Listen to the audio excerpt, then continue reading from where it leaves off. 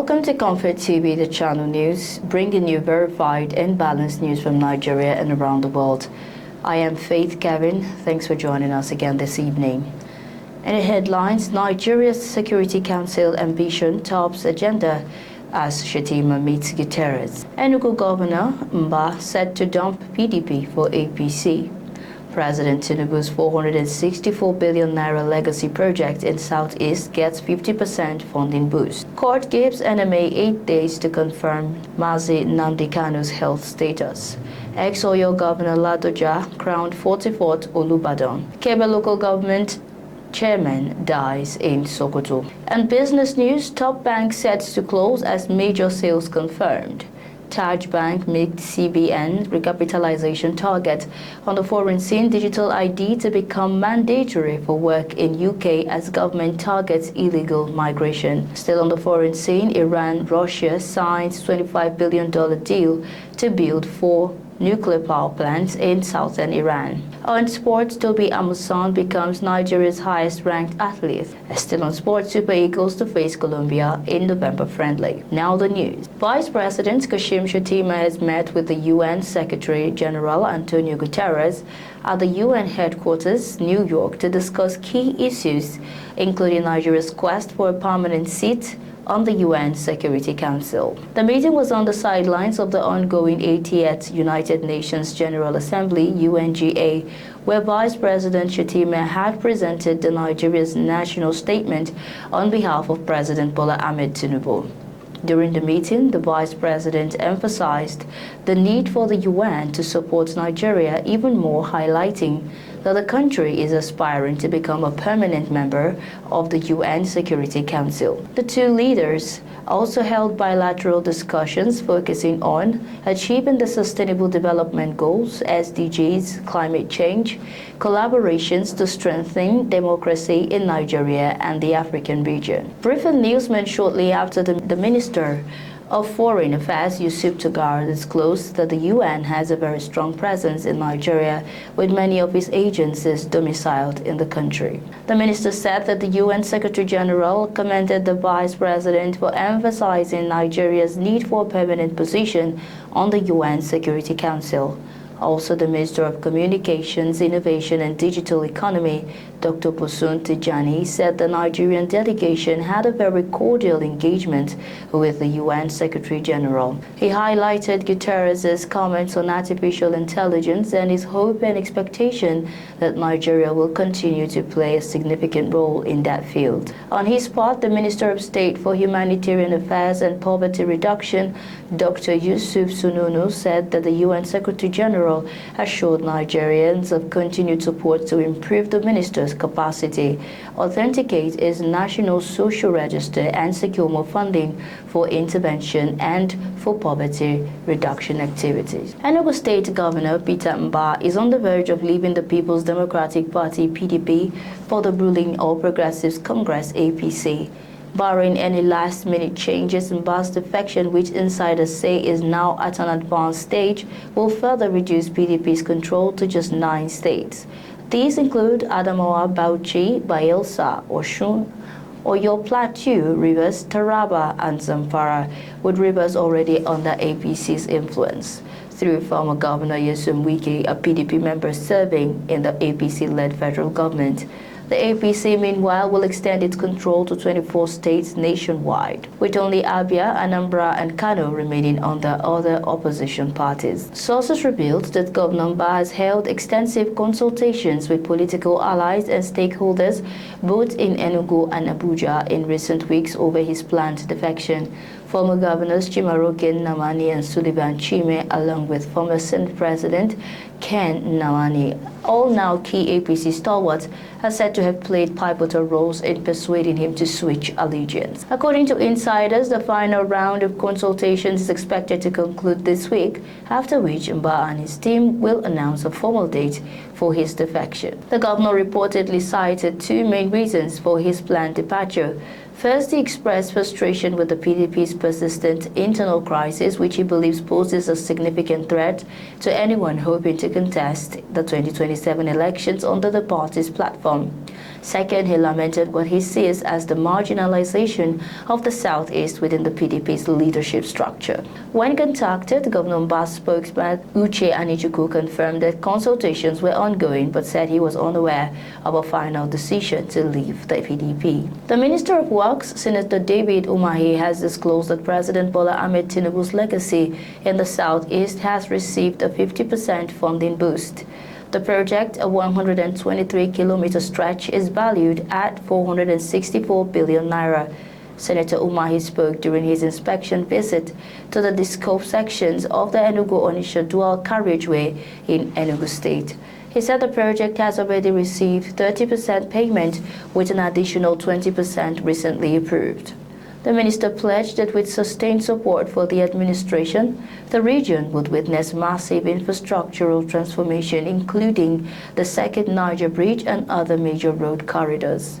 He commended President Tinubu for redefining road construction in Nigeria and for allocating resources inclusively across the construction sites in the 6th geopolitical zone. He described the new design pattern, aesthetic appeal, and functional benefits of the ongoing road constructions across the project sites in the 6 geopolitical zones as a vision in action, aimed at enhancing the next generation of road sustainability and connectivity, courtesy of the renewed hope administration of President Tinubu. He maintained that Ndigbo, as people of honor and integrity, have a reciprocal duty of supporting the ideals and aspirations of President Bola Tinubu. Senator Umahi expressed pleasure over the commitment of the contractor that is handling the descoped sections of the dualization of Enugu-Onitsha dualization and the quality of the job they're doing. The Federal High Court in Abuja has ordered the Nigerian Medical Association, NMA, to constitute a team of medical experts to ascertain the health condition of the detained leader of the indigenous people of Biafra, IPOB, Nnamdi Kanu. The court, in the ruling that was delivered by Justice James Omotosho, held that reports from the medical experts should be submitted to it within 8 days. It held that the report will assist the court to decide on an application that Mazi Kanu, who is answering to a 7-count terrorism charge, filed to be transferred to the National Hospital in Abuja for proper medical attention. Justice Omotosho ordered the medical team to visit the medical facility of the Department of State Services DSS to confirm if it has the capacity to meet Mazi Kanu's health needs. He held that the committee set up by the NMA is at liberty to make use of any hospital in the country to carry out its investigations. According to the court, the committee should comprise between 8 and 10 members of the NMA and should have a cardiologist and a neurologist. Former Oyo State Governor Rashidi Ladoja has been officially crowned the 44th Olubadan of Ibadan land in a grand traditional ceremony. Ladoja received the crown at the Osemeji Temple in Ibadan Southeast local government area after first being adorned with the symbolic Akoko leaf at the Labosinde compound, Ojaba. He is expected to be formally presented with the staff of office by Governor Seyi Makinde at the historic Mapo Hall. The new Olubadan emerged after the death of his predecessor, Oba Owolabi Olakule, the 43rd Olubadan, who passed away on July 7, 2025. The colorful installation ceremony drew hundreds of guests and residents clad in vibrant attire. Among the dignitaries in attendance were the Alafin of Oyo, Oba Abimbola Uwade, the Shon of Ogbomosho, Oba Gandi Olaoye, former Ogun State Governor Ibikunle Amosun, and the Chief Imam of Ibadan. To ensure a smooth event, there was heavy security presence, including operatives of the Department of State Services, DSS, and personnel from the Nigerian Army. The Olubadan stool is revered for its unique and orderly succession system, which distinguishes it among traditional institutions in Nigeria. The people of Kebe local government area in Sokoto State have been thrown into mourning following the death of their council chairman, Honorable Abdullahi Yarima Kebe. Honorable Yarima breathed his last at the Ismanu Danfodio University Teaching Hospital, Sokoto, after a protracted illness.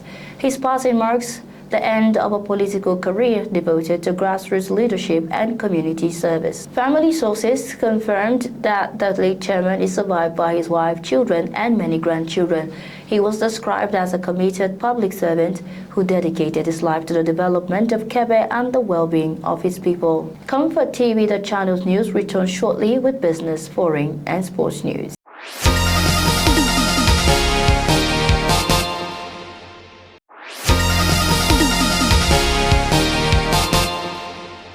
Many thanks for staying tuned. This is ComfortTV.channel's news on business. Nigeria's financial landscape undergoes one of its boldest transformations as the CBN enforces stricter recapitalization rules. Even as the March 31, 2026 deadline is still months away, 12 banks have already met or surpassed the required thresholds, signaling strong investor appetite and strategic planning. One of the top bank mergers is getting closer after the Asset Management Corporation of Nigeria, AMCON, decided to sell its shares. The development follows a final approval from AMCON, the major shareholder in Unity Bank, and the sale signals that Unity Bank will soon be Providus Bank. The merger strengthens Providus Bank's national presence while Unity Bank closes. This move has now cleared the way for a long-awaited merger between the two financial institutions. According to trade details on the Nigerian exchange, the transaction was completed through a cross-deal involving 4 billion Unity Bank shares at 1 naira 66 kobo per share, amounting to over 6.5 billion naira.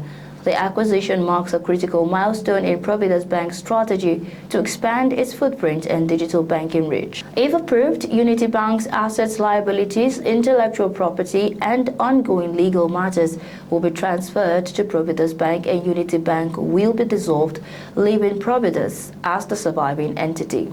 Shareholders of Unity Bank have been offered 3 naira 18 kobo per share in cash, representing a 110% premium over the stock suspension price of 1 naira 51 kobo, or an alternative option to participate in a share swap under which every 17 Unity Bank shares will convert into 18 shares in the enlarged Providus Bank. Still on business, one of Nigeria's non-interest banks, Taj Bank, has met the new minimum capital requirements of the Central Bank of Nigeria for national non-interest banks. The chief executive of the bank, Mr. Hamid Joda, confirmed the capitalization feat during his interactive chat with newsmen on the sidelines of an investment summit in Abuja.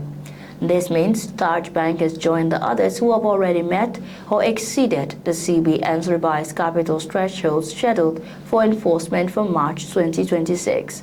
It will be recalled that the CBN had in March last year announced the increase in minimum capital requirements for licensed banks in the country as part of its regulatory moves to strengthen the banking sector for improved contributions to Nigeria's economic growth amid growing uncertainties in the global economic system. On the foreign scene, the UK government on Friday announced plans to make digital ID mandatory for anyone seeking to work in the country as part of efforts to tackle illegal migration. Prime Minister Keir Starmer said the new scheme will make it harder to work illegally in the UK. The government said the digital ID system will combat criminal gangs who exploit people with false promises of access to the UK labour market and will streamline right-to-work checks. Officials hope the scheme will simplify processes, increase compliance, reduce forged documents, and create intelligence data on businesses that hire legally. Building on the digital wallet already underway, the digital ID will sit on people's phones alongside the digital driving license, which the government has already announced plans to introduce. A public consultation will be launched later this year, engaging with groups less familiar with digital services, including the homeless and older people. Officials said lessons will be drawn from countries that have implemented similar systems successfully. Citizens will not be required to carry their ID or produce it in day-to-day life, but it will be mandatory for proving the right to work in the UK by the end of the current parliament, expected by 2029 at the latest. The digital ID is expected to include a person's name, date of birth, nationality or residency status, and a photo, with a consultation considering whether addresses should also be included. Opposition parties have criticized the plan. Shadow Work and Pensions Secretary Helen Watherley said it would make law-abiding people jump through more hoops and employers have more red tape. The scheme comes amid continued political pressure to address illegal migration, with more than 50,000 migrants arriving on small boats since Labour came to power. Still on the foreign scene, Iran and Russia signed an executive agreement to construct 4 third-generation advanced nuclear power units in Hormozgan province in southern Iran, with a total value of $25 billion. The signing ceremony took place at the Pavilion of Iran during the Atom Expo 2025 exhibition, part of the World Atom Week event in Moscow.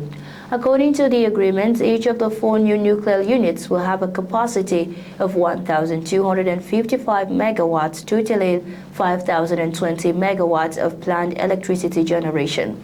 The project will be implemented on a 500-hectare site in Kuwestak, southeast Iran. This step follows a memorandum of understanding signed earlier this week in Moscow between Iran's Vice President Mohammad Eslami and Rosatom's Director General Alexei Likachev on expanding nuclear cooperation. Officials said the agreement reflects the 2 countries' commitment to developing joint cooperation in the peaceful use of nuclear energy. The World Atom Week events, coinciding with the 80th anniversary of Russia's nuclear industry, are being described by Moscow as the largest international gathering for the nuclear sector this year. The exhibition features pavilions from Iran, Russia, China, Belarus, Kazakhstan, Uzbekistan, and several international organizations showcasing peaceful nuclear achievements. Iran's dedicated pavilion at the Moscow Expo was inaugurated on Thursday with the participation of Mohammad Eslami, drawing significant interest from visitors. On sports, Nigerian athlete Tobi Amusan has written another chapter in her remarkable career, rising to 3rd in the latest World Athletics Women 100-meter hurdle ranking. Tobi Amusan's silver medal at the World Championship in Tokyo pushed her from 9th to 3rd, making her Nigeria's top-ranked athlete at the moment. The 28-year-old, who is already the world record holder in the event, now sits just behind the United States' Grace Stark, who leads the pack, and Switzerland's new world champion Ditajik Kambunji in 2nd place. She also made a huge leap in the global women's ranking, climbing from 68 to 28 overall. That jump of 40 places makes her the only Nigerian woman inside the world's top 100 after Favor Ofili dropped out. Ofili's switch of allegiance to Turkey, coupled with her absence in Tokyo, opened the way for Amusan to stand alone. Still on the sports news, the Super Eagles of Nigeria is scheduled to play an international friendly against Colombia in November. The friendly is set to be held at Citi Field in New York on Tuesday, November 18. Coach Eric Chele's side will play another friendly against Venezuela before the clash with the Cafeteros, Colombia. The Venezuela encounter is slated for the Shell Energy Stadium in Houston on Friday, November 14. Colombia, meanwhile, will face New Zealand in Fort Lauderdale on Saturday, November 15, before taking on the Super Eagles. Nigeria will use the games against Venezuela and Colombia as crucial preparations for the 2025 Africa Cup of Nations AFCON, which is scheduled to be hosted by Morocco in December. Prior to these friendlies, the Super Eagles will be in action next month against the Crocodiles of Lesotho and the Squirrels of Benin Republic in the 2026 FIFA World Cup qualifiers. And that's our news bulletin for today, but before we go, here is a recap of our top stories. Nigeria's Security Council ambition tops agenda as Vice President Shettima meets Guterres. Enugu Governor Mba set to dump PDP for APC. President Tinubu's 464 billion naira legacy project in Southeast gets 50% funding boost. Court gives NMA 8 days to confirm Mazi Nnamdi Kanu's health status. Ex-Oyo Governor Ladoja crowned 44th Olubadan. Kebe local government chairman dies in Sokoto. On business, top banks set to close as major sales confirmed. Taj Bank meets CBN recapitalization target. On the foreign scene, digital ID to become mandatory for work in UK as government targets illegal migration. On sports, Tobi Amusan becomes Nigeria's highest-ranked athlete, and Super Eagles to face Colombia in November friendly. Thanks for watching. For breaking news, exclusive interviews, and more, follow us online at ComfortTV.channel on all platforms. Remember to like and share our videos, Subscribe to our channel and click on the notification bell so you don't miss out on any update. I am Faith Kevin. Until next time, stay informed, stay connected.